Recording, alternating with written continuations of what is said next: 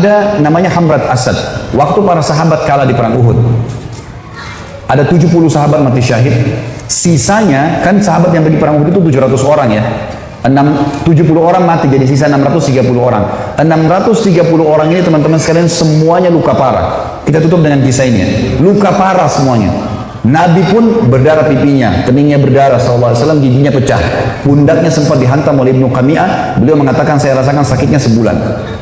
Sahabat semua, 630 orang luka semuanya. Dan minimal mereka luka 5 luka di tubuhnya. Di dalam kisah ini dikatakan teman-teman sekalian, pulanglah mereka ke Madinah di perang Uhud. Sedih, sahabat banyak yang kalah. Waktu itu karena awal peperangan menang, pulang ke Madinah. Waktu masuk di Madinah, tiba waktu maghrib. Sahabat-sahabat ini 600 orang banyak tidak bisa ke masjid. Nggak bisa. Ada 2 anak muda umur 14 tahun sama 15 tahun. Apa 15 sama 16 tahun. Tapi bukan si Auf tadi, orang lain ini. Ini anak muda ini saking banyaknya luka di badannya sampai ditaruh di atas kuda, lalu diturunkan, dimasukkan di dalam rumah, ibunya tinggal rawat. Nggak bisa bergerak apa-apa lagi. Sholat pun dalam kondisi isyarat mata. Udah sakit semua nih, gitu kan. Baik, habis sholat subuh teman-teman, turun perintah Allah. Ini 1 hari setelah perang Uhud. Ada perang namanya Hamrat Asad. Nama lokasi, Hamrat Asad ini nama lokasi. Asad artinya singa. Hamrat ini wilayah warna merah, karena burungnya banyak warna merah.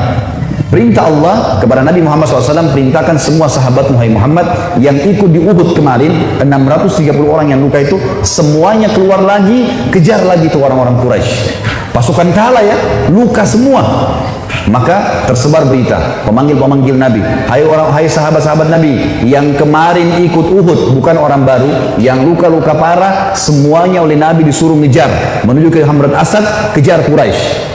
Maka sahabat-sahabat banyak, diantaranya Usaid bin Khudair, ada yang lagi nempel daun untuk mengeringkan lukanya, dicabut sama dia. Sami'na wa ata'na, kami patuh dan tenang. Dicabut semua luka-luka mereka yang tempel-tempelan, mereka pergi sambil ngalir darah. Ada 2 orang anak muda 15 sama 16 tahun. Ini di sini riwayat tidak disebutkan namanya, yang tertidur di atas ranjang, ibunya ngerawat, sholat pun dengan isyarat mata. Waktu dengar ada orang teriak, wahai yang hadir kemarin di Uhud, semuanya tidak terkecuali telah turun perintah Allah kepada Rasulnya Muhammad SAW untuk mengejar Quraisy. Tidak satu orang pun boleh tinggal di Madinah. Luka parah. Maka adik kakak ini bersebelahan tidurnya. Kakaknya bilang, wahai adikku, tidak mungkin kita tinggal di atas ranjang begini sementara panggilan Rasulullah ada 16 dan 15 tahun ini. Maka kata adiknya, bagaimana caranya kak?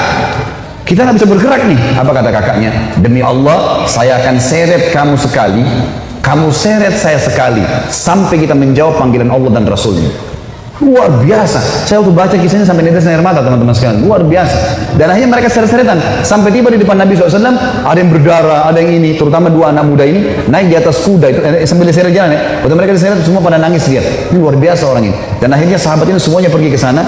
Pas Quraisy dengar 630 pasukan yang kemarin kalah, tidak ada orang baru yang datang, bukan tenaga baru cuma yang kemarin mau berperang, Quraisy tidak berani kembali. Mereka takut. Ini jangan sampai luar biasa nih. Kok bisa sampai luka parah mau kembali gitu? Maka mereka tidak berani kembali dan tersebar berita kalau setelah kekalahan di Uhud, 1 hari setelahnya di Hamrat Asad muslimin memenangkan peperangan. Dan ini mengobati luka-luka mereka. Tapi saksi bahasan teman-teman bagaimana mereka luar biasanya dalam mempertahankan agama ini. Allahu a'lam.